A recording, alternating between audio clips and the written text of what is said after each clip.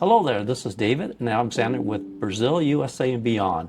Today we're going to talk about common legal mistakes when investing in Brazil. Pitfalls like uncleared land title, zoning issues, and unverified development. Brazil offers a great amount of investment opportunities, but also has a lot of legal traps that cost you time and money. In this video, we'll show you the most common legal mistakes that foreign investors make and how to avoid them. The first one is buying your property without checking the title. In Brazil, they don't have a title company like they do in the United States, and there's no way of validating the title.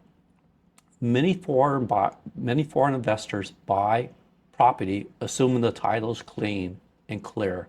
That's not a true statement.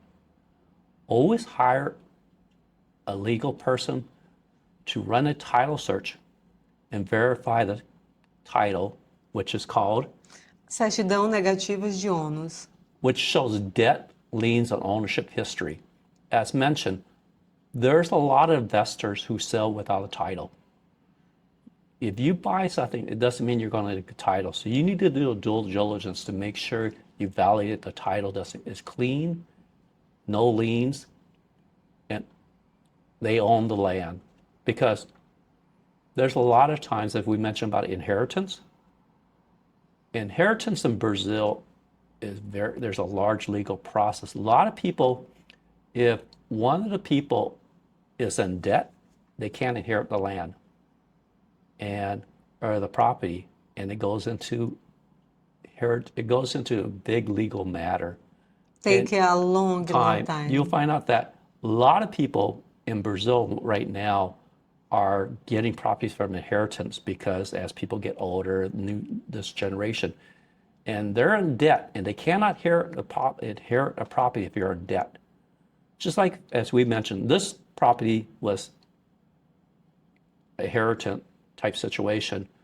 It took us about 2 years to get the title. We knew the situation, and we planned it in advance, and we put some legal remedies. If we don't get the title, what can we do?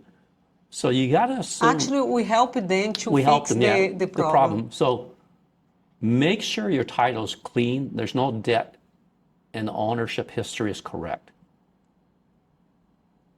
Another thing in Brazil is all contracts must be in Portuguese. If you have an English contract, you need to get it translated by a person who's certified to translate. Then you need to get it notarized that it was correctly. It was notarized.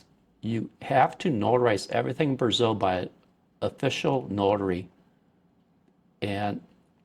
But first you also have to translate any English document. Everything has to be in Portuguese. Yeah. Actually, I recommend if you do in Portuguese, you have to do in English, because sometimes when you go to the notary, they know you are a foreigner. Yeah. They ask for you.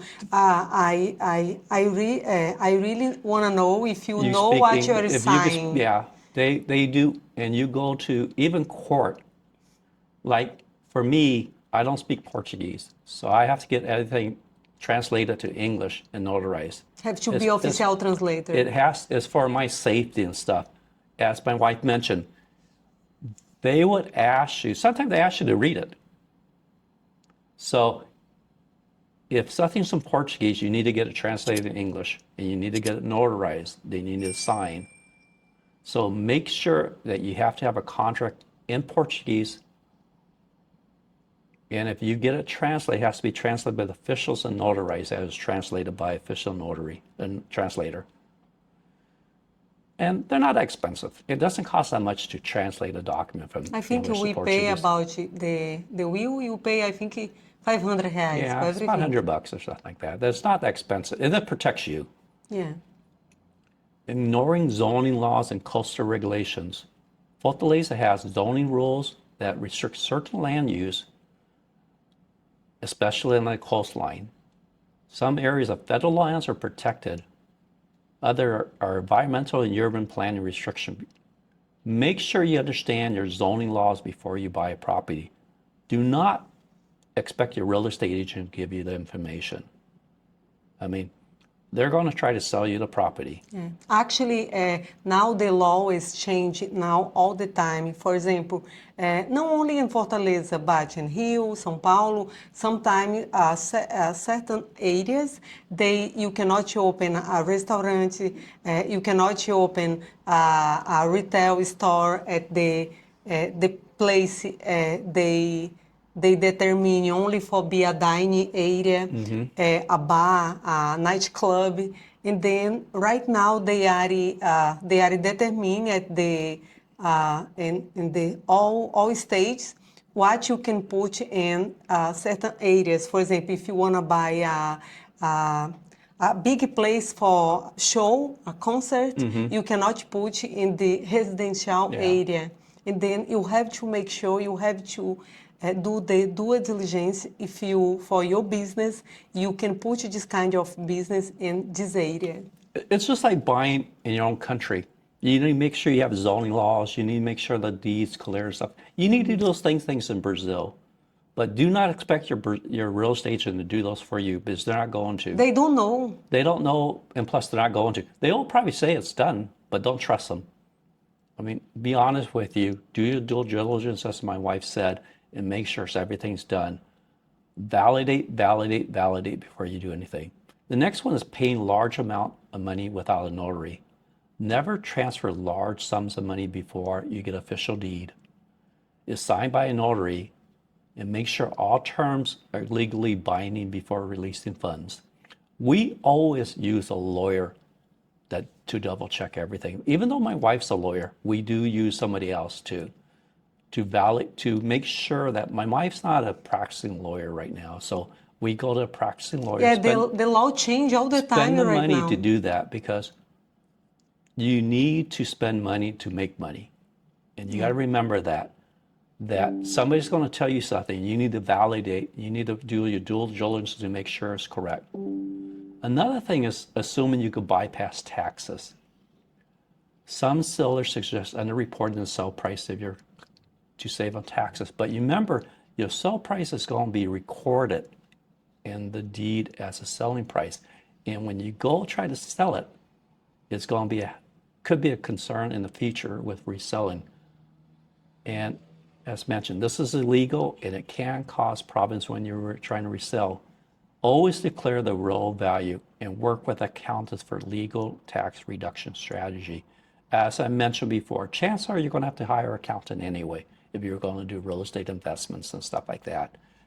Make sure you got one that's dependable and great to work with, because they're going to help you in the long run. But ultimately, you want to protect your investment by staying informed. And we can help you as much as we can. But as I said, we go through an accountant, we go through a lawyer, and our recommendation to you is that we're going to recommend you do the same thing, because you want to make sure you protect your investment. You don't want to go buy something and lose everything. It's not the right way to do, and we'll give you as much legal insight we can on real estate in Fortaleza, and we'll work with you. But please like and subscribe for more legal insights on real estate in Fortaleza.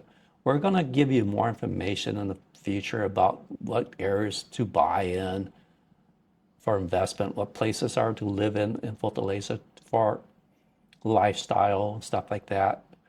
There's some great places for investment because they have a lot of Airbnbs and stuff, but there's some places great for lifestyle, safety, stuff like that. So everything that's a little bit different. We're going to talk about that in the future. But right now, we're just giving you information on investing in Brazil and the common legal traps and stuff like that. Everything's based off of doing the right thing and stuff like that. And it's based off of being smart with your money. But as said, if you want to invest in real estate in the future, drop us a comment and we'll get you in touch with the right people. I mean, we're here to help. I mean, we want you to be successful because it helps the country of Brazil by more people coming in, investing and stuff like that. And then the whole estate market is booming here. You can see everything is almost the same price in the United States. Yeah, I don't know in other countries because it's probably cheaper. Like you could buy, like I've been looking at a lot of videos recently from YouTube, local videos, and You could buy a place in Brazil for $100,000 to $200,000 in a nice area, larger stuff like that. You can't buy a place in the U.S. for $100,000 to $200,000 right now. I imagine you could in small place, but you can't buy a new place that's in a nice area. I mean, if you invest in Brazil, you want to make sure you live in a nice area, an area that's very well protected because, I mean, most robberies are done they watch you. Even though you have a bulletproof car or something, you have to get out of the car to open your gate, and that's when they're going to come after you. So it's crime opportunities and stuff like that. So you got to be careful and stuff like that. But that's the main thing we talked about is buying without checking the property title, not using a contract in Portuguese, ignoring zoning laws and coastal regulations, paying large amount without a notary, and assuming you could bypass taxes. If you don't do any of those, you won't have any concerns with legal traps and stuff like that. I mean, Brazil's a great place to invest, as my wife said. It's growing. If you look out here, you got many new hotels or skyscrapers being built. You have a lot of money in Brazil. You have a lot of foreign investors in Brazil, mainly from Europe. Actually, because the Fortaleza airport is a hub, is only is more stage Ceará, Yeah. more close to the Europe. Yeah, plus you have a direct flight from Miami to Fortaleza Yeah. now on Go and TAM. So it's easy to get. You get to Fortaleza from Miami in 6 hours. So it's easy to get here. It's just like going from Miami to Seattle. About Yeah, same the distance. same Yeah, thing. it's Yeah, about a little bit shorter, but a little bit longer. But cost is about the same. Actually, you could get there probably cheaper than going to Seattle from Miami. But said it's the best. I mean, we're here. We live in Brazil half the time, and we have invested in Brazil. We're actually opening a real estate company and international business company in Brazil, Fortaleza actually. But like I said, we use accountants, we use lawyers and stuff like that. And it's the right thing to do. Our next topic that we're going to be talking about, banking and transferring money for real estate in Brazil. And as mentioned, thank you for watching the video. And if you like it, please subscribe. We're here to answer comments and stuff like that. We'll give you the best information we have. If we don't know, we'll tell you we don't know. I'm not here to try to give you fake information stuff. And God bless. Thank you. See you next video. Bye bye.